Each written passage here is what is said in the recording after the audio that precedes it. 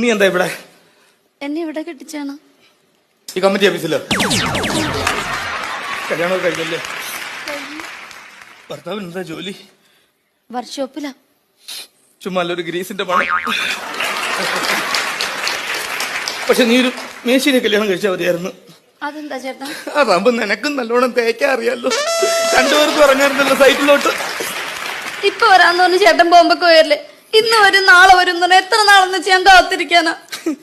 ഇതൊന്നുകൂടി സ്നേഹം കണ്ടില്ലെന്ന് പറഞ്ഞ് വേറെ കെട്ടത്. കാഞ്ചനമാലയെ പോലെ കാത്തിരിക്കുമെന്ന് ഞാൻ കരുതി. ഇതിനെ പോലെ ഏതെങ്കിലും വെള്ളത്തിൽ വീണ് ചത്തിട്ടുണ്ടാവുമെന്ന് ഞാനും കരുതി.